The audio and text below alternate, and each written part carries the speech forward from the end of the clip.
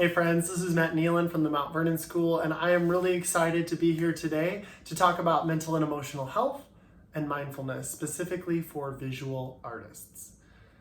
First thing I want you to do is we're going to jump in with a mindfulness routine. So if you could grab a pencil, some paper, that'll be all. We're going to do 2 short routines, hopefully that will be grounding using the materials that matter to us. We're going to start with our hand. Very important thing for an artist. I want you to put it up near your face. Don't worry, we're not going to make handprint turkeys. We're just going to use it to trace and breathe. And as we go up each finger, I want you to breathe in. And as we go down, breathe out. And just focus on your hand, noticing how unique it is, and just focusing on the hand and the breath. So let's do that together. Breathing in and out. In, back out. Breathe in, breathe out. Long breath in, out. Breathing in one more time, and let it all out. You know, it's amazing that your fingers are independent, however, they work together to create beautiful masterpieces. And sometimes just taking a moment to be mindful of our hands can be a really wonderful thing. It can be a beautiful way to just come into the present, focus on what matters, and have that little moment of gratitude for the tools that help us do what we do. Now I want you to take that pencil or pen or writing utensil, whatever it might be, and I want you to just admire it for a second and realize how many generations of artists would love to have had this technology available. A writing utensil that doesn't dry up, it's easy to use, it's reliable, it's clean, and it's just really convenient. It's something we take for granted, but was not available for a really long time.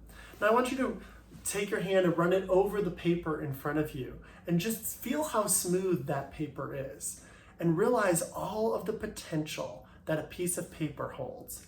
It could have incredible ideas, beautiful sketches. It could even have notes to a loved one, or it could create a masterpiece.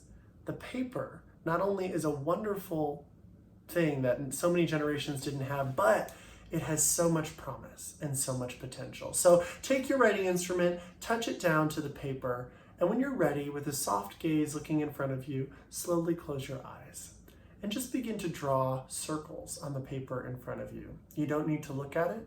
Just start drawing small circles and notice that every circle is slightly different. Continue drawing circles and come back to the breath as you focus on breathing in and out. Those small circles might transform into smaller circles or larger circles. Your writing utensil might start to drift one way or another, up or down.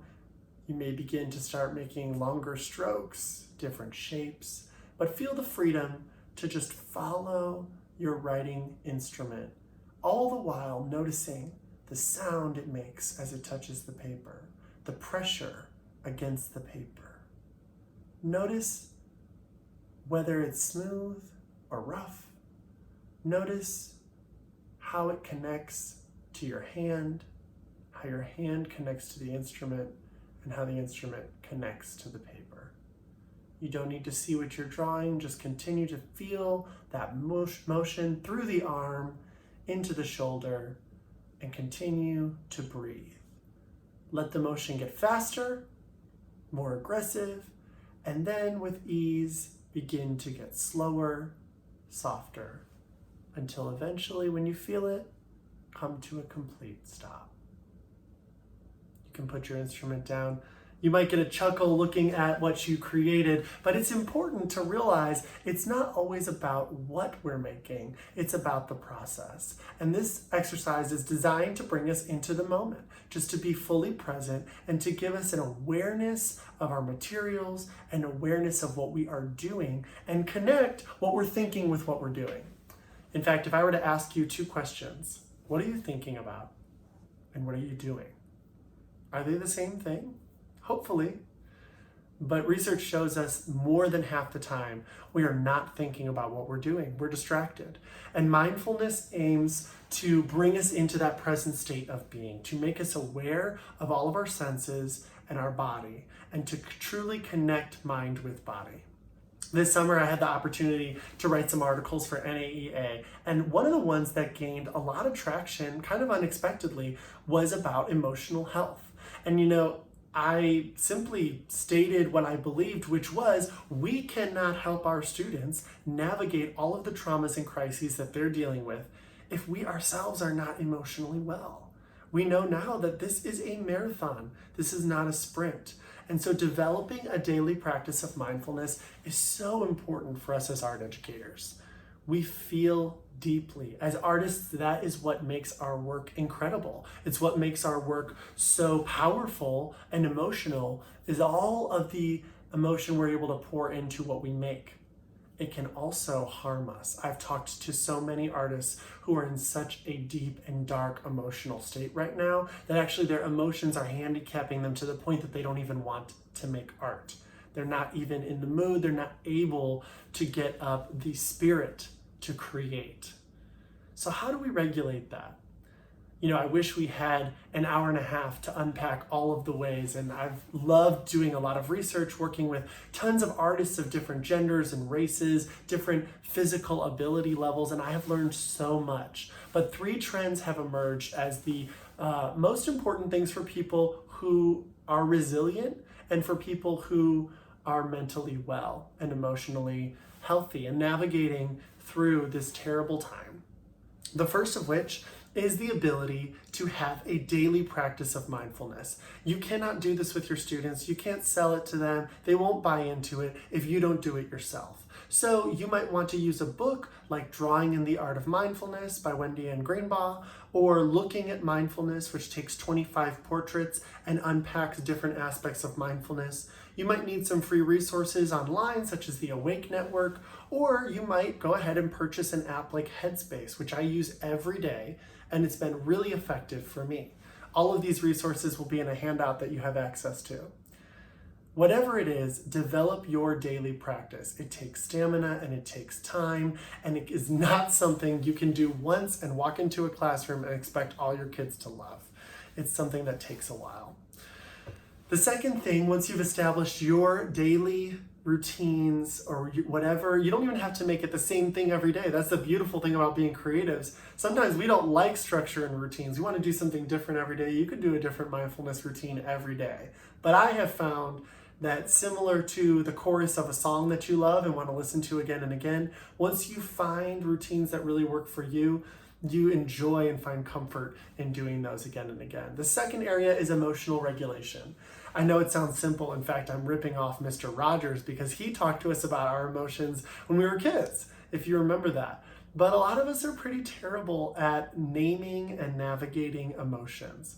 I have an emotion wheel that I'll put in the packet, and you can find these online anywhere. I have one on my fridge. But whenever I or my students start to be triggered or start to get into, keyed into an emotion that they can't get out of, I simply put the wheel in front of them and ask them to identify. Because in the center, there are 7 very simple emotions, and then it works out and gets more and more descriptive. And if you start with something very general like angry, then there are 9 different types of anger, or 7 different types of anger. You can pick a specific type of anger. And then it gets even more specific than that in the third ring. Sometimes just by labeling, giving a name to an emotion, and realizing when I got triggered, it triggered this emotion. That's enough to help us learn and regulate how we act, how we react in the moment. So learning how to regulate your emotions and identify them is the second area that I have noticed helps lots of artists, especially those of us who are used to being emotional, but not always used to identifying them or regulating them. The third area is your support system, and I hope you have a great support system. Some people do, some people don't, but what I've realized is that if you have a support system for specific needs, you're going to be so much better off than people that always go to the one person that tends to be their go-to. We all have that, whether it's a spouse or a best friend or a colleague, that person that whenever something goes wrong, we always go to this person. Well, the truth of the matter is we're more than 6 months into this. It is going to be a marathon getting through all of the crises that we are dealing with. we need more than one person or we're going to burn them out. And the truth of the matter is no one person is an expert in everything. So when it comes to issues of race and inequality, who are the people or person you can go to and ask those specific questions? And that's a safe place to unpack those things.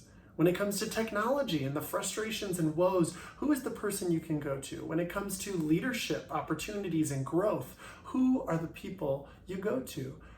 Curate your own team of folks around you that you can call, that you can email, that you can interface with in person in order to help solve problems.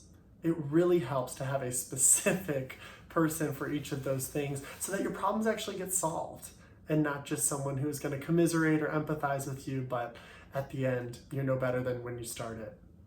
These 3 things I have found help so many people, and I wish we could go into unpacking them even more. In fact, I've learned that mindfulness sometimes isn't enough. Sometimes we need to talk to a counselor or we need to deal with trauma in a deeper way, and our students are experiencing various types of trauma. I wish we could do a whole workshop on types of trauma and how to deal with that. But there are resources such as The Body Keeps the Score, which is a great book to learn about trauma, if that's something that you're interested in. All of that will be included. I hope that we can continue to interface. I've put my contact information in there at Matt Neylon on Instagram and Twitter, matt.neylon@gmail.com, and the email. But these are such important times for you to be grounded and well. And anything I can do to help you, please let me know, because we're all artists and we're in this together for the long haul. Take care, be well, and stay creative.